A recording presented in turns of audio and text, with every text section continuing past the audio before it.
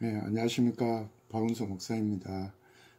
이번 영상에서는 계시록 난제 10가지 문제들, 계시록을 우리 2000년 동안 기독교 역사상 참 많은 신학자들과 주의 종들이 또 주의 백성들이 이것을 이렇게 풀고자 했는데, 지금까지도 뭐 팽팽하게 무천년설, 또 환란전 휴거, 환란 통과설, 이렇게 전천년설 중에서도 이렇게 서로 이렇게 공중재림과 지상재림, 이렇게 여기에 대해서 뭐 엄청나게 지금도 끊임없이 이렇게 논쟁으로 이어왔죠. 근데 이제 제가 볼 때는 예수님께서 이렇게 감춰 놓으신 부분이 너무 많다는 것입니다. 그러니까 이 문제를 한마디로 그냥 살아있는 문제로 계속, 뜨거운 감자로 계속 만들어 놓으신 거예요. 그래서 우리가 성경을 읽고 찾고 뭐 논쟁을 하더라도 하여간 그렇게 그냥 계속 이 문제를 이렇게 펄펄 살아있는 문제로 만들기 위해서 이렇게 주님께서 이렇게 감춰놓은 비밀의 부분이 너무 많은데, 제가 이렇게 쭉 이렇게 보니까 이런 10가지 정도 때문에, 물론 더 찾으면 더 있을 수도 있겠죠. 근데 제가 볼 때는 결정적으로 이런 문제들 때문에 이렇게 해석이 어려웠구나, 이런 것들을 10가지를 우선 나눠봤습니다. 제가 쭉 한번 설명드리고 하나씩 좀 설명을 하겠습니다. 첫 번째는 여섯째 인의 위치, 그 다음에 두 번째는 두 14만 4천, 그 다음에 세 번째는 또 두 번의 이리로 올라오라, 또 네 번째는 마태복음 24장 31절에 택하신 자들을 하늘 이끄소서 저것까지 사방에서 모으리라, 그 구절의 진정한 의미. 다섯 번째로는 사도 바울이 말한 고린도서 15장 51절에 마지막 나팔에 호련히 변화하리니 그 마지막 나팔은 무엇인가.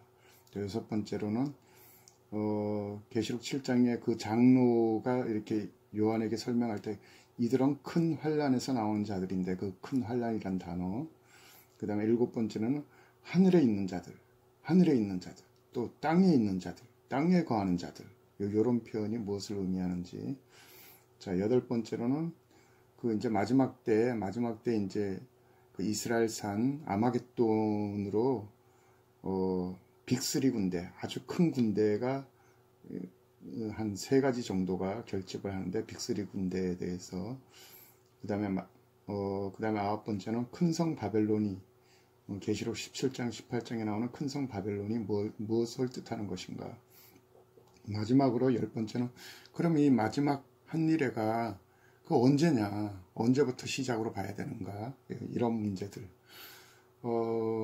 제가 이제 계시록 22장인가 할 때 이렇게 임봉하지 말라 할 때 그 임봉 안 하고, 그러니까 오픈이 됐는데도 왜 이렇게 어려운가, 이제 그 22장 해석할 때 그 끝에 부분에도 이 10가지를 잠깐 언급을 했었는데, 요번 시간에 이 영상에서 이 10가지 문제를 조금 더 이렇게 좀 집중적으로 한번 설명을 하려고 합니다. 자, 첫 번째, 여섯째 인의 위치. 이 여섯 번째 인은요, 그 계시록 6장에 이제 12절부터 나오지만, 그 내용은 어린 양의 하나님의 그 심판입니다. 심판. 여기 보면은 이제 계시록 이제 6장 12절에 여섯째 인이 떨어지면은 이제 이렇게 쭉 해가 검어지고 달이 피같이 되고 별들이 떨어지고 하늘의 권능들이 흔들리고 또 각 산과 섬이 제자리에서 떠나가고, 그 다음에 이제 결정적인 게 땅의 임금들과 왕족들과 장군들과 부자들, 그 아마겟돈에 모였던 이 열국의 임금들, 왕들이 산과 바위 틈에 들어가서 산과 바위한테 그들이 막 비명을 지르죠. 보호자에 앉으신 이에, 그러니까 하나님의 얼굴에서와 그 어린 양의 진노에서 우리를 가리라. 그들의 진노의 큰 날이 이르렀으니 누가 능히 서리요. 자, 이제 그들이 모였다가 하늘에서 백마 타고 내려오는 그 하늘의 군대들, 그 하나님의 진노의 군대를 보면서 그들이 기겁을 해서 그냥 산과 바위 틈에 들어가서 그들이 그냥 이 비명을 지르는 소리지 않습니까? 그 내용은 여호와의 날, 구약 성경에 수도 없이 언급된 근데 이걸 이제 인에다가 기록을 하니까 우리가 당연히 여섯째 인이면 다섯째 인 여기쯤에서 해석을 하려고 하니까 이게 안 맞는 겁니다. 이게 분명히 심판인데 인재앙은 이제 계시록 주 본계시 계시록의 주 흐름은 인, 나팔, 대적, 그 다음에 예수님의 심판 이게 이제 주 계시들입니다. 근데 이제 이게 대적보다도 이 내용은 이제 이 뒤에서 와야 되는데 기록은 인에다 기록하니까 이게 풀 수가 없는 것이었죠. 그 예수님께서 이 여섯째 인이 바로 감춰진 비밀이다. 이게 함정이었다. 이렇게 예수님이 어떤 목사님한테 설명해 주시는 바람에 그래 맞아 이것 때문에 그랬지 그래가지고 이제 이해가 되는 것입니다. 꼭 여섯째 인원 해석을 여기서 해야 됩니다. 자, 이제 두 번째는 두 14만 4천. 다 아시다시피 7장 4절에 이스라엘 각 지파에서 구원의 인을 받은 12,000명씩, 그러니까 14만 4천이 있고, 그들은 이제 휴거가 되는 게 아니라, 이제 이 후 3년 반 동안에 광야 페트라, 이제 계시록 12장에 광야로 도망가는 여자가 있잖아요. 그게 이스라엘입니다.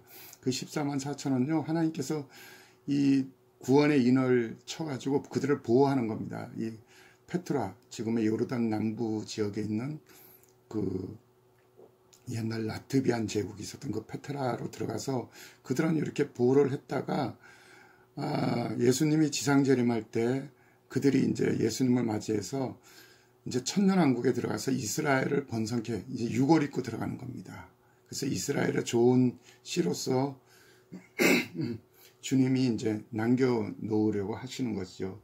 거기에 비해서 이제 계시록 14장 1절부터 5절에는 이제 하늘의 시온산에 있는 하늘에 있는 시온산입니다.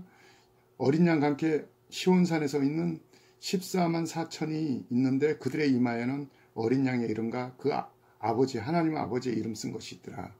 그러니까 이들은요, 우리도 뭐 당연히 구원받았으면 우리 이마에 그냥 아버지 이름하고 예수님 이름이 있겠지.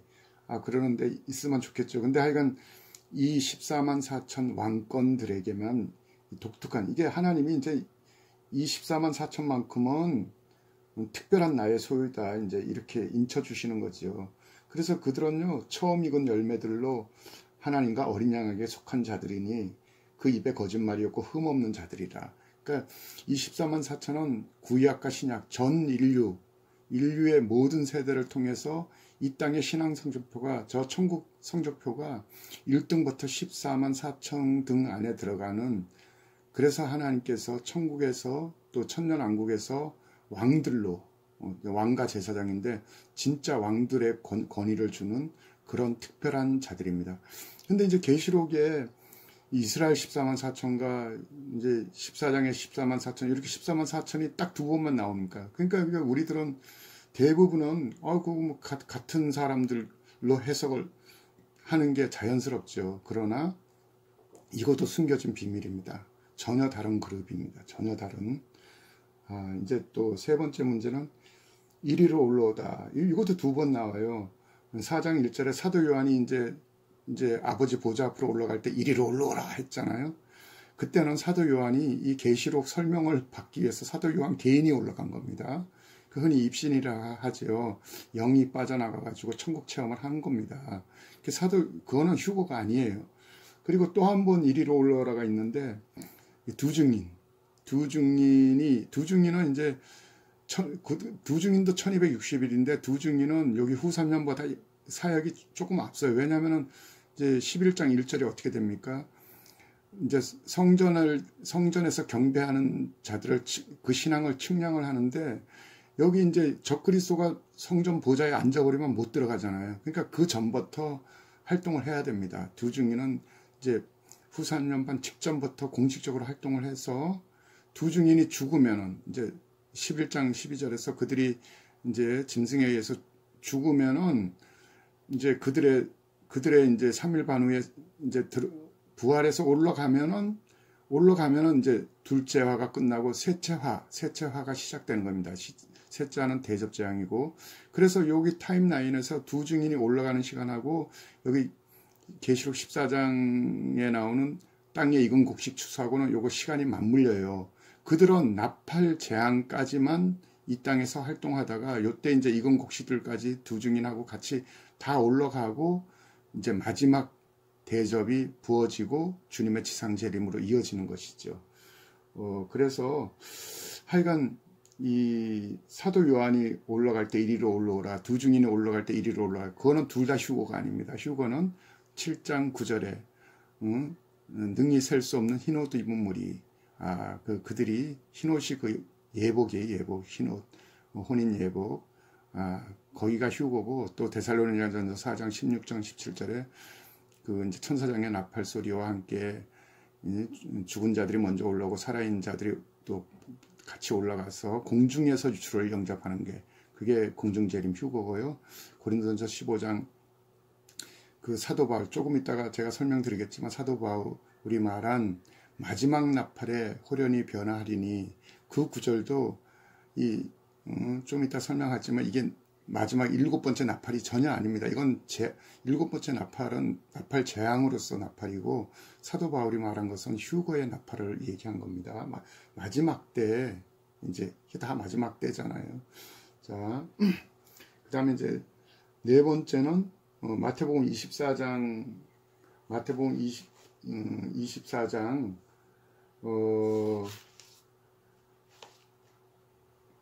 31절, 택하신 자들을 하늘 이 끝에서까지 사방에서 모으리라. 요것에 대한 해석 때문에 이 환란 통가설 또는 무천년설을 주장하는 분들이 전부 다 요 휴거를 요 구절로 보는 거예요. 마태복음 24장 31절을. 그래서 뭐 교회도 뭐 다 환란을 통과하는 거 아니냐, 환란 후에라고 했으니까. 그러는데 택하신 자들, 사도 바울이 로마서 11장 5절에서도 지금도 하나님의 은혜로 택하심을 따라 남은 자들이 있다. 이스라엘 남은 자들, 렘넌트들을 얘기하는 것입니다. 택하신 자들을 하늘 이 끝에서 저것까지.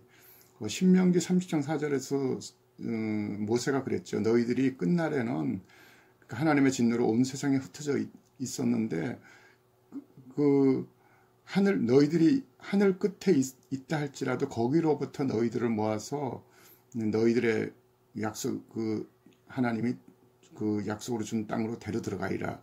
그래서 하늘 끝에 있다 할지라도 불러 모으겠다.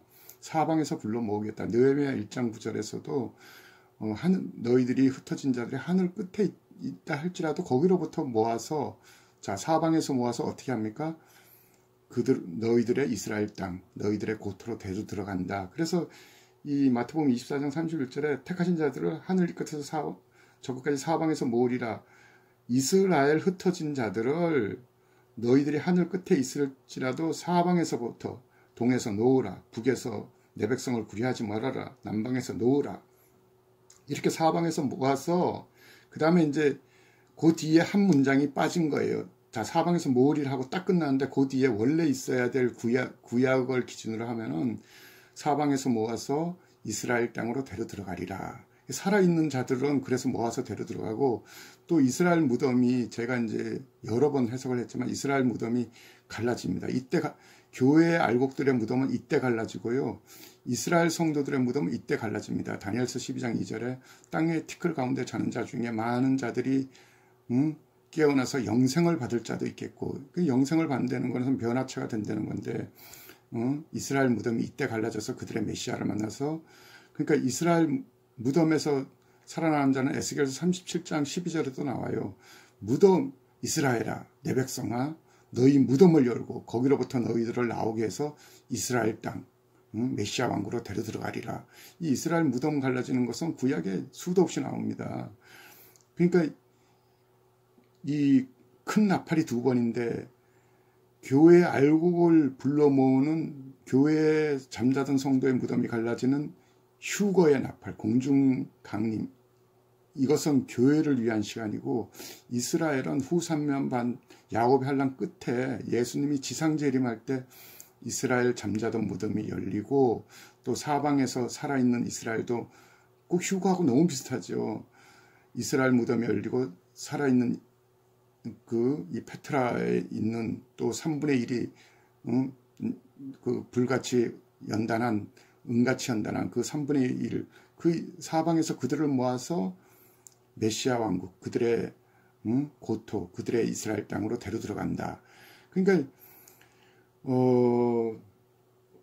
마태복음 24장 31절은 이스라엘에 대한 그래서 예수님이 마태복음 24장 전체 해석할 때도 뭐 너희들이 도망하는 일이 겨울이나 안식일이 되지 않도록 유대인 기준으로 해석을 하면 이게 다 맞는 거예요. 그래서 24장 31절은 꼭 그렇게 이스라엘에 관한 민족적인 예언으로 해석을 해야 되고 예수님이 이걸 감추기 위해서 한 구절을 생략을 했는데 사방에서 모아서 그 다음에 너희들의 약속의 땅 이스라엘로 데려 들어가리라. 요 말씀이 생략을 했습니다. 그 생략되는 바람에 그냥 지금까지 이거 환란 통가설 또는 무천년설 그분들이 전부 다 휴거 이 지상제 이름을 갖다가 휴거 구절로 환란 통가설로 해석을 한 것입니다. 자, 이거 잘 정립하시기 바랍니다. 자, 다섯 번째 문제는 아까 잠깐 설명드렸는데 고린도전서 15장 51절에 사도 바울이 너희가 다 잠잘 것이 아니요 마지막 나팔의 호련히 변화되리니 사도 바울이 말한 것은 살아있는 성도들이 호련히 변화되는 이 마지막 나팔은 이 마지막 때 이 휴거의 나팔을 얘기한 건데 또 많은 분들이 이건 또 나팔 재앙 일곱 번째 나팔이 부러지면 이제 일곱 대접이 열어지는 거잖아요. 그 여기쯤에서 또 보는 거예요. 이렇게 그러니까 우리가 나팔 재앙까지 다 지나야 된다. 나팔이 어떻게 큰 재앙인데 이게 지금 첫째 나팔이 땅 3분의 1이 불타는 거고 둘째 나팔이 바다 3분의 1씩 다 죽는 건데 이것은 나팔 재앙부터는 본격적으로 대환란 큰 재앙, 대환란 대재앙 여기는 준비된 알고는 안 들어갑니다. 이거는 면하는 거예요. 자, 그래서 사도 바울이 말한 것은 일곱 번째 나팔 재앙 그 마지막 나팔이 아니다. 이거 잘 정립하시기 바라고요. 그 다음에 이제 여섯 번째로는 계시록 7장 14절에 보면은 이제 장로의 질문 속에 이 흰옷 입은 자들이 누구며 어디서 왔느냐? 이게 휴거입니다. 이제 장로가 이제 그 셀 수 없는 흰옷 입은 무리들을 보면서 사도 요한에게 질문했죠. 이 흰옷 입은 자들이 누구며 어디서 왔느냐? 요걸 휴거 이렇게 안 써놓고 질문 속에다 휴거를 베일에다가 감춘 거예요. 휴거라는 그 비밀을 이렇게 질문으로 감춰놓은 겁니다. 이 장로의 질문이 휴거예요. 근데 그러니까 이제 사도 요한이 이제 당신이 아나이다 그러니까 이제 그가 나에게 이르되 이는 큰 환란에서 나오는 자들인데 큰 환란. 그러니까 나팔이나 대접이 아니라 이 인자학만 해도 인류 전체가 이렇게 수많은 미혹, 거짓 그리스도, 나라와 민족 간의 전쟁, 처처의 기근, 전염병, 사망, 또 각 곳에서 그 하나님 말씀과 가진 증거 때문에 순교자들이 이제 전 3년부터 이제 각 지역에서 이제 순교자들이 발생을 합니다. 그러니까 이제 이것도 큰 환란이죠. 그러니까 근데 단어를 큰 고난에서 이렇게 하면 더 맞습니다. 그러나 어쨌든 간에 여기에 비하면 강도가 이게 소환란이고 여기는 대환란입니다. 7년 대환란 그럴 때 사실은 진짜 대환란은 후 3년 반에 밀집이 된 거예요. 여기는 이제 훨씬 강도가 약한 소환란. 그러니까 그러나 큰 고난에서 나오는 자들인데 그렇게 해석하면은 우리가 더 이해하는데 쉬웠겠지요. 자, 일곱 번째 문제는 이제 계시록에서 하늘에 있는 자들, 하늘에 거하는 자들은 즐거워하라. 뭐 이런 표현들이 있잖아요. 그 다음에 땅에 거하는 자들, 땅에 있는 자들 이런 표현을 할 때는 휴거가 지난 겁니다. 휴거 뒤에 휴거가 받아서 이제 하늘에 올라간 자들은 계시록 7장에 하나님께서 그들을 위해서 하늘에다 장막을 치고 그 안에 성전, 장막 성전이 구성이 됩니다. 그래서 이제 계시록 12장에서도 그러므로 하늘에 거하는 자들은 즐거워하라. 이제 마귀가 그의 때가 얼마 남지 않으로 내려갔다. 이제 미갈과의 전쟁에서 패해서 마귀는 땅으로 쫓기고, 그래서 이제 후 3년 반은요, 이 적그리스도면은 이제 하늘에 있던 마귀 권세가 다 땅으로 내려옵니다. 또 무저갱에 오면서 무저갱의 그 악한 그 아블론들이 다 올라와요. 그러니까 뭐 이 뭐 후 3년 반은 이건 뭐 진짜 뭐 이건 뭐 그냥 엄청난 이게 막 이게 힘든 시간이라는 거예요. 그래서 이제 그 하늘에 거하는 자는 휴거 받은 자들이고, 그 다음에 이제 땅에 거하는 자들에게 짐승을 위해서 우상을 만들라. 그런 땅에 거하는 자들, 그런 표현이 나올 때는 전부 다 휴거 후에 이 땅에 남아있는, 뭐, 이제 휴거가 만약에 뭐 1, 20%도 안 될 거예요. 그럼 8, 90% 성도들은 다 남습니다. 그리고 불신자들은 당연히 남고, 이스라엘은 민족적으로 야곱, 전에도 없고 후에도 없는 야곱의 한란이 남아 있습니다. 그래서 그 전체가 땅에 거하는 자들이에요. 그 예를 들어서 그 빌라델비아 교회 설명할 때, 네가 나의 인내의 말씀, 빌라델비아 교회는 휴거의 표본적인 교회인데, 네가 나의 인내의 말씀, 전 3년 반 동안 인내의 말씀을, 너의 신앙을 지켰으니 내가 너를 지켜 시험의 때, 이 시험의 때를 면하게, 후 3년 반은 안 들어가게 면하게 해주리니 인원 장차 온 세상에 임하여 땅에 거하는 자들을 시험할 때라, 이렇게 돼 있잖아요. 그러니까 이게 쉽게 말해서 시험으로 보면 이게 1차 시험이에요. 전 3년 반 1차 시험에 합격한 이들을 먼저 알곡들을 올리고, 이게 이제 두 번째 시험입니다. 나팔재앙이. 그래서 여기 나팔재앙까지 이제 이걸 거치면서 정말 자기 신앙을, 이 짐승의 표를 안 받고 죽은 자들은 요때까지 이제 땅에 익은 곡식들을 계시록 14장 12절에서 이제 구름에 앉은 이가 낫을 휘둘러서 다시 걷는 시간입니다. 그 다음 여기까지도 안 되는 자들은 대접재앙까지 가는 거예요. 그러니까 1차 시험, 2차 시험, 3차까지 다 가는 겁니다. 하나님이 바벨론 포로도 그렇고 포로에서 돌아올 때도 그랬지만 항상 하나님의 은혜는 행한 대로 상급대로 이렇게 임하는 거예요. 심판도 회복도 다 그 상급대로 다르게 하나님은 대우를 하신다 이거예요. 제가 계시록 21장, 22장 설명할 때도 제가 천국 전체 그림도 있잖아요.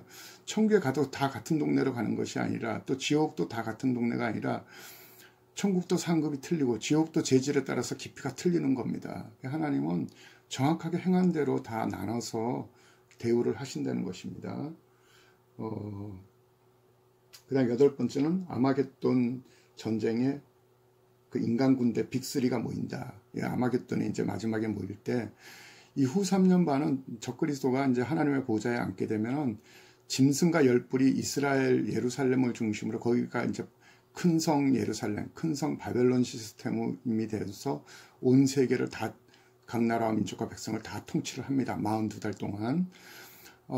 그래서 짐승과 열뿔, 쉽게 말해서 다니엘서 2장에 보면은 철로 된 쇠, 로마 제국이었죠. 로마 제국과 발과 10발가락, 마지막 적그리스도 제국, 후 3년 반 적그리스도 제국인데, 그 사이에 이제 신약 2000년 교회 시대는 이제 가로 속으로 집어넣은 거죠. 그래서 이스라엘 구속사 관점에서는 예수님이 계셨던 로마, 종아리 로마 시대에서 바로 발과 10발가락으로 이어지는 거죠. 그러니까 2000년 가로를 빼버리면은 로마 시대에서 바로 마지막에 다시 새 로마적인 성격을 가진 이 적그리스도인데, 그래서 짐승과 열뿔은, 좁은 의미에서 짐승과 열뿔은 미국과 유럽 연합입니다. 미국과 유럽 연합이 주 적그리스도의 본체예요.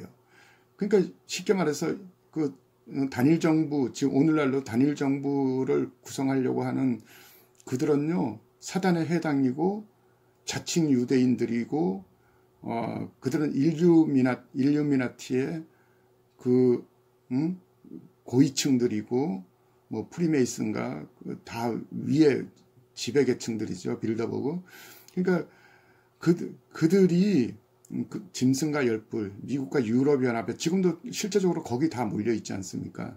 그러니까 그들이 주 메인 이제 짐승과 열뿔이고, 그다음에 그게 확대된 개념이 이제 온 세계를 10개 권역으로 나눠서 이제 온 세계를 지배를 할 때 그 열뿔이 되는 거고, 그 다음에 이제 이 아마겟돈은 그래서 첫 번째는 짐승과 열뿔이 첫 번째 군대고, 두 번째는 에스겔 38장 39장에 나오는 러시아를 중심으로 한 고개 군대. 고개 군대가 이제 마지막 때 북에서 내려옵니다. 그 다음에 이제 또 다른 한 군대는 이제 계시록 16강에서 유브라데 강이 마르면서 동방에서 오는 왕들, 동방 군대들, 지금 중국, 뭐 이 예루살렘을 기준으로 동방이면은 뭐 아시아의 모든 나라들, 또 중국 이런 군대들이 이제 다 유브라데 강을 건너서 온다는 거예요. 그런데 고개 군대와 중국 군대, 러시아와 중국은 손을 잡습니다. 왜냐하면 이 미국과 유럽연합의 이 패권에 맞서기 위해서. 그래서 그들은 하나가 또 안 돼요. 전 세계 지배가 될 것 같지만 안 됩니다.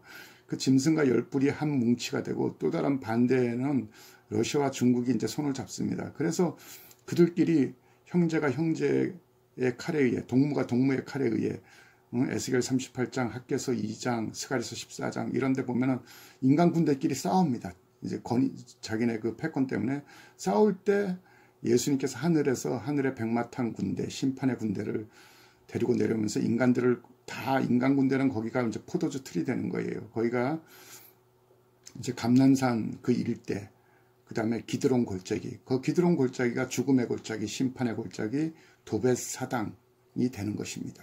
거기가 포도주 틀이 되는 거예요. 자, 이제 여덟 번째가 그렇게 큰 인간 빅3가 군대가 거기 모인다. 그 다음에 아홉 번째는 큰 성 바벨론이 뭐냐. 큰 성 바벨론은 이제 계시록 17장 18장에서도 많이 말씀드렸잖아요. 큰 성은 큰 임금의 성 예루살렘인데 후 3년 반 동안 적그리스도가 전 세계를 지배하기 위해서 이제 거기 예루살렘 하나님의 보좌에 앉아서 예루살렘을 중심으로 이제 천년왕국의 메시아를 흉내내는 거예요. 이제 그 직전에 여기 천년왕국에 되면 예수님이 예루살렘을 중심으로 에스겔 성전 그 남쪽에 있는 성읍 기지에서 온 세계를 통치하는데, 그걸 흉내내기 위해서 후 3년 반 동안에 적그리스도가 전 세계를 거기를 중심으로 예루살렘 왕으로서 지배를 하는 것입니다. 근데 이제 뭐 종교적 바벨론, 정치적 바벨론, 경제적 바벨론, 이제 짐승과 이제 거짓 선지자, 교황. 그러니까 그 송명희 시인의 표라는 책, 그 칩입니다. 표. 거기에 보면은 이제 전 세계를 지배하는 마지막 때 그 두 흐름인데, 하나는 미국 정권, 또 하나는 로마 교황. 그 둘이 손을 잡는 것입니다. 그래서 그들이 계시록 13장에 나오는 그 짐승과 거짓 선지자예요. 근데 지금 교황의 나이를 우리가 잘 주셔야 됩니다. 사두선다 셀바라지 선지자한테 예수님이 직접 지금 프란치스코 교황이 거짓 선지자다. 계시록 13장에 나오는 그 두 뿔 가진 짐승, 그 거짓 선지자다. 근데 지금 교황이 1936년생입니다. 우리 나이로 85세예요. 근데 그가 언제 죽습니까? 계시록 19장에 하늘의 천사들에 의해서 예수님이 지상재림 때 그가 짐승과 거짓 선지자가 둘 다 잡혀서 불못에 던져집니다. 그러니까 7년 한란은 이 거짓 선지자가 나이가 암만 많아도 7년 한란은 그 끝에 잡히니까 지금 85세에서 7년은 무조건 더 해야 돼요. 그러니까 그 사람은 벌써 92세가 넘은 거나 마찬가지입니다. 그러니 지금 우리가 대강 산출해 보면 예수님 올 시간이 제가 볼 때는 뭐 10년 안짝? 교황의 나이가 지금 여기서 죽을 거니까 지금이 벌써 92세나 마찬가지인데, 지금 몇 년이 남았겠습니까? 그러니까 이런 것을 봐서도 우리가 징조의 하나로 볼 수 있는 것이죠, 산출을. 그 다음 마지막에는 이제 한일의 언약. 그럼 마지막 이 7년을 시작점을 뭘로 봐야 되는가? 그러니까 이제 뭐 수많은 귀한 선지자들이 막 곧 이르는데, 중요한 것은 기록된 말씀, 다니엘서 9장 27절입니다. 그가, 적그리스도가 장차 이제 끝의 시간에 많은 사람과 더불어 한일의 언약을 체결하니니, 그 한일의 언약을 공식적으로 체결을 해야 됩니다. 그 한일의 언약 내용은 뭐가 될 거냐 하면은, 이스라엘은 지금 성전산, 템플 마운트, 지금 가운데 황금도움이 있고, 남쪽에는 그 알아크사 해교 사원이 있잖아요. 그 두 군데는 못 건드려. 이거 건드렸다가 난리 납니다. 아랍연맹이 아랍을 국교로 하는 나라가 70개 국가인데 70개 국가가 들고 일어나십시오. 이거 큰일 나는데. 근데 그 성전산 북쪽에 지금 나무 많이 심어놓는데 아마 이게 성전산 전체 부지 안에서만 지으면 되니까 요 황금돔하고 그 알라크산은 못 건드리니까 그 북쪽에 지금 요 공간이 충분합니다. 그게 다 성전산 안에 들어가는 거예요. 그러니까 그 북쪽에 아마 이게 타협안이 될 겁니다. 이스라엘은 삼성전을 여기다 짓고 그럼 팔레스타인은 뭘 원하느냐. 지금 동서 예루살렘이 이제 군사적으로는 이스라엘이 6.1 전쟁 이후에 이스라엘이 지배를 하는데 어쨌든 간에 동예루살렘에 지금 아랍인들이 30만 이상이 거주를 한다 합니다. 그래서 그들의 주장은 그럼 동예루살렘을 수도로 하는 팔레스타인 주권 국가를 인정해 달라. 이제 로마 교황청에서는 벌써 2014년에 인정을 해줬어요.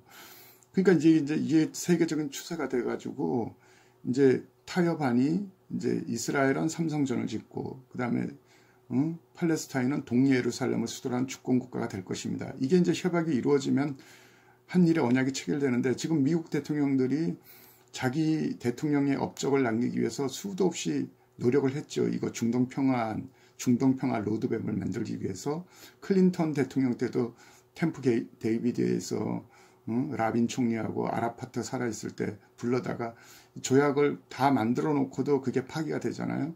그러니까 그때는 때가 안 돼서 그런 거고 지금 마지막에 적그리스적인 인물이 제가 볼 때는 미국 대통령의 모습으로 나올 것 같아요.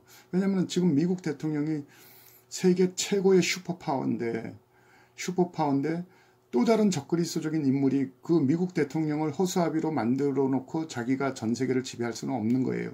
그러니까 그 미국 대통령이 적그리스도가 되면은 그 모든 게 쉬운 거예요. 지금 원래 슈퍼파워니까. 그래서 미국 대선을 잘 봐야 됩니다. 올해 11월 달에 뭐 트럼프가 재선에 저는 재선이 될 거라고 봐요. 트럼프 다음 인물을 봐요. 지금 트럼프는 그의 사위 유대인 쿠시너를 통해서 이거 한일의 언약을 만들기 위해서 엄청 노력을 하는데 트럼프는 적그리스도가 아니니까 암만 노력해도 안 될 겁니다. 근데 트럼프 다음에 누군가가 적그리스도적인 인물이 나와서 그가 장차 많은 사람과 더불어 한일의 언약, 아까 말한 이스라엘과 팔레스타인 간의 한일의 언약을 체결시키면 이제 이 언약이 체결됐다. 아마 전 세계 뉴스에서 한 3개월 동안 맨날 이게 탑 뉴스가 될 겁니다. 그러니까 누구나 알 수 있는 일이에요. 그러니까 그 언약이 그 7년 평화조약이 이루어지면은 우리는 우리 인류의 마지막 한일회가 시작되는 걸로 봐야 됩니다. 이제 그 전에 뭐 어떤 선지자가 뭐 어떻게 시작된다 암만 해도 그냥 참고로만 하고 우리는 기록된 말씀을 기준점을 거기를 삼으면 되는 것입니다. 그래서 제가 이제 이런 문제들 때문에 우리 계시록 해석을 하는데 이렇게 그러니까 이런 것만 잘